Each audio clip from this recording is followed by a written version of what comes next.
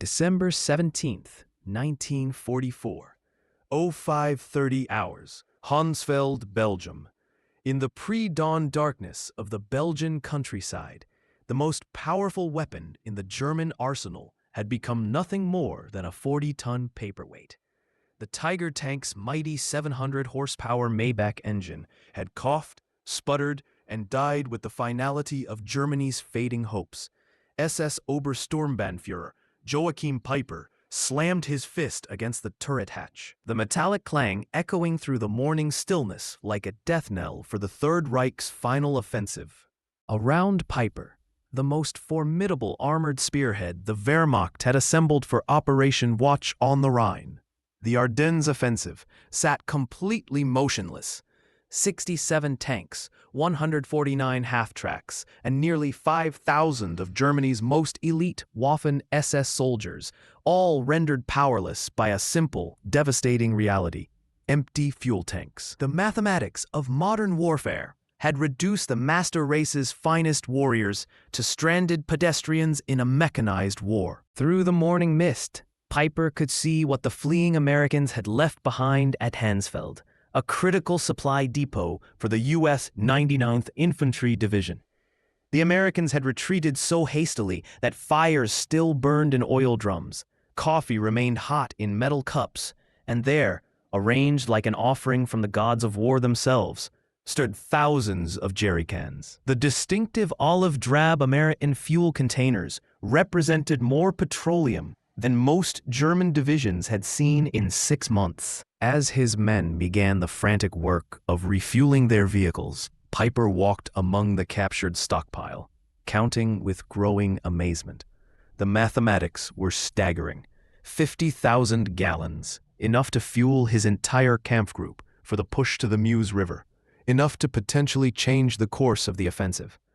The Americans had abandoned more fuel in this single depot than most German divisions had received in the past 6 months. But as Peiper stood among this bounty of black gold, watching his men pour American fuel into German tanks, a crushing realization settled over him like the morning fog. If the Americans could afford to abandon such quantities, if they could casually leave behind what Germany would guard with entire divisions, then this war was already over. Germany had not just miscalculated. Germany had fundamentally misunderstood the nature of its enemy. The abundance before him was not a stroke of luck, but evidence of an industrial capacity so vast that million-dollar fuel depots could be abandoned without concern. 6 months before Peiper's discovery at Hounsveld, Albert Speer, Hitler's Minister of Armaments and War Production, had presented the Führer with a report that should have ended all offensive operations immediately. Germany's synthetic fuel production, the lifeblood of the Wehrmacht, had been systematically destroyed by Allied bombing campaigns. The Leuna Works, which had produced 175,000 tons of fuel in April, managed only 5,000 tons by September. The Bergius hydrogenation plants at Politz, Bleckhammer, and Brooks were operating at less than 10% capacity. The numbers told a story of inevitable defeat that even the most fanatical Nazi could not ignore. In 1944, the United States produced 1.8 billion barrels of crude oil.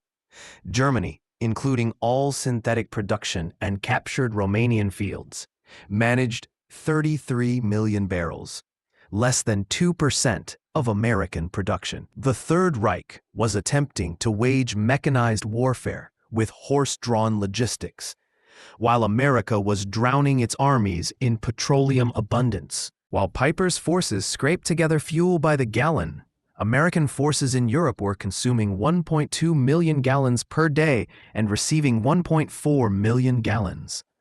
They were not just fighting, they were accumulating reserves while in active combat. The Red Ball Express, a massive truck convoy system, delivered 12,500 tons of supplies daily to the front lines, burning more fuel in transportation than entire German army groups received for combat operations. Joachim Peiper was not a fool.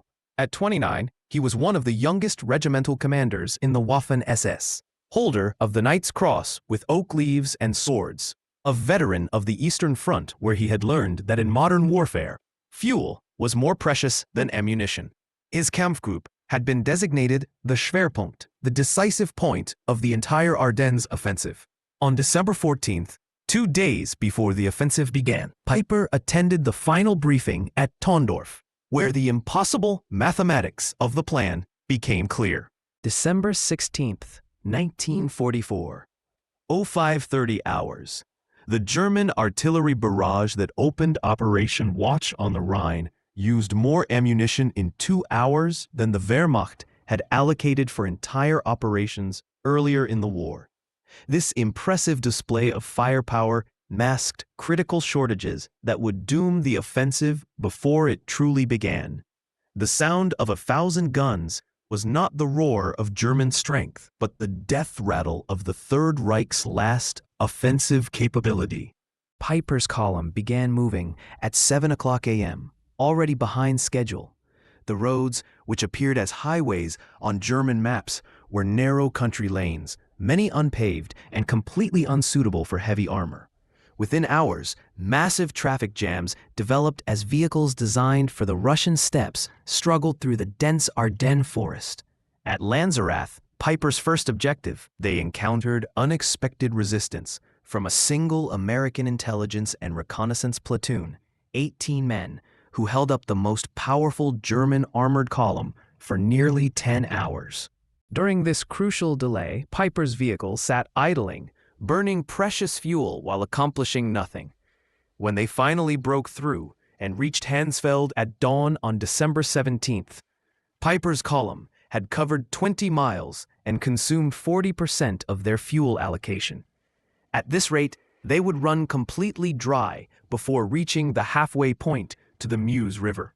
The American supply depot at Hansfeld was not even a primary facility. It was merely a forward supply point for the 99th Infantry Division, what the U.S. Army classified as a Class 3B depot, a temporary fuel station. Yet what Peiper found at this minor depot exceeded the monthly fuel allocation for an entire German panzer division. Hauptsturmführer Hans Grülen later testified about discovering pyramids of jerry cans, each containing 5 gallons of gasoline, stacked 3 meters high and extending for perhaps 200 meters. The Americans had not even attempted to destroy them in their hasty retreat. The captured fuel was high-octane aviation gasoline mixed with motor fuel, 80 octane or higher. German vehicles, especially the temperamental Maybach engines in the Tiger tanks, were designed for 74 octane fuel. The American gasoline was actually too good, causing engine problems in several German vehicles. As Peiper's men refueled, they made discoveries that shattered their understanding of the war they were fighting. Sergeant Wilhelm Hoffmann found shipping manifests in the depot office, indicating this fuel had traveled from Texas to New York, across the Atlantic to Liverpool, across the English Channel to Normandy, and been trucked 400 kilometers to Hansfeld. The journey of over 6,000 miles had taken less than 6 weeks. Private Ernst Kessler found Stars and Stripes newspapers dated December 15th, just 2 days old, celebrating the opening of a new fuel pipeline from Cherbourg to Verdun, capable of delivering 300,000 gallons per day. With the 50,000 gallons captured at Hansfeld, Peiper's columns surged forward with renewed hope. They reached Billingen by noon on December 17th, capturing additional supplies, rations, ammunition, and most importantly, maps, showing other American fuel depots in the area. But these maps revealed a disturbing truth that would haunt every German commander. The Americans had fuel stockpiles everywhere. Every major crossroads had a depot. The U.S. First Army alone maintained 3.5 million gallons in reserve, more than the entire German army had allocated for the offensive. By evening on December 17th, Peiper's spearhead reached Stavelot, site of a major American fuel depot containing over 2 million gallons, enough fuel to guarantee reaching the Meuse and potentially changing the war's outcome. But as the first German vehicles approached through the Belgian countryside, American engineers were already at work implementing a strategy that would reveal the true nature of America's industrial advantage. Captain John Brewster of the 291st Engineer Combat Battalion had received warning of the German approach. His orders were devastatingly simple: deny fuel to the enemy at all costs. The Stavolo depot contained 2,189,000 gallons of gasoline in jerry cans stacked across 15 acres. At 16:30 on December 17th, as Peiper's advanced guard approached, Captain Brewster made a decision that would symbolize America's overwhelming industrial superiority. The explosion was immediate and tremendous. A wall of fire shot up perhaps 100 feet, and within minutes, the entire depot was an inferno that would burn for 3 days. Peiper's lead tanks arrived to find a pillar of black smoke rising 1,000 feet into the winter sky, consuming enough fuel to have powered his entire division to Antwerp and back. The Americans had casually destroyed more petroleum in a single act than Germany had allocated for the entire offensive. Unterscharführer Weber described the scene with haunting clarity. The Obersturmbannführer stood on his tank turret watching the flames. He said nothing for perhaps 5 minutes. Then he climbed down and told me they can afford to burn 2 million gallons to deny them to us. What are we doing here? This question would echo through the German command as the impossible mathematics of industrial warfare became undeniably clear. Across the Ardennes, American engineers were systematically destroying fuel dumps rather than risk capture. At Thimpon, 1.1 million gallons burned. At Spa, 2.5 million gallons were destroyed. In total, Americans deliberately destroyed over 8 million gallons during the first week, more than Germany had allocated for the entire operation. The ability to casually destroy millions of gallons revealed a supply system beyond German comprehension. This casual destruction was possible because of the Red Ball Express, which had delivered 412,000 tons of supplies using 6,000 trucks operating around the clock. Each truck consumed 40 gallons daily, meaning the transportation operation itself burned more fuel than German Army Group B received monthly.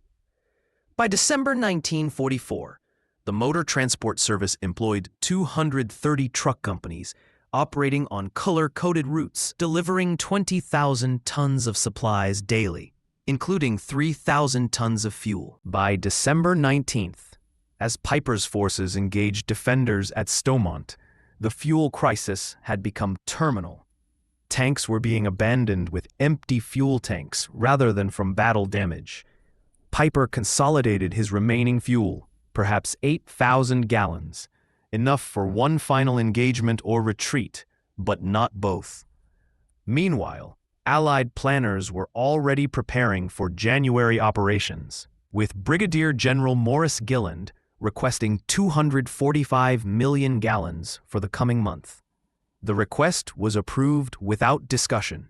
On the night of December 23rd to 24th, Joachim Peiper abandoned his vehicles and escaped on foot through the Belgian snow. Of 119 tanks and assault guns that had begun the offensive with such high hopes, only 39 remained operational, but completely immobilized by empty fuel tanks.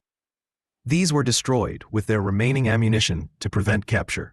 Millions of Reichsmarks worth of Germany's most advanced equipment was rendered useless by something as simple as empty fuel gauges. The discovery at Hansfeld had revealed the fundamental truth of industrial warfare. In conflicts between industrialized nations, victory belongs to whoever can produce the most petroleum, steel, and aluminum. Germany had never truly had a chance once American industrial capacity fully mobilized. The 50,000 gallons that had seemed miraculous to Peiper represented less than 0.6% of America's daily fuel consumption, a rounding error in Allied logistics. This was Peiper's ultimate discovery at Hansfeld. Not just that America possessed more fuel, but that American abundance operated on a scale that made German scarcity completely irrelevant. The war was already over when American industrial capacity mobilized in 1942.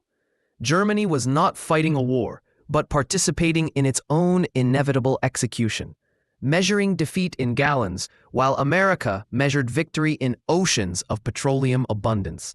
Today, Peiper's Tiger tank sits in La Glace's museum, its fuel gauge permanently reading empty, a monument to the moment when tactical excellence met logistical reality and discovered the immutable mathematics of modern industrial warfare. The tank that once terrorized battlefields across Europe was ultimately defeated not by enemy fire, but by the simple absence of fuel in its tank and the presence of impossible abundance in its enemy's reserves.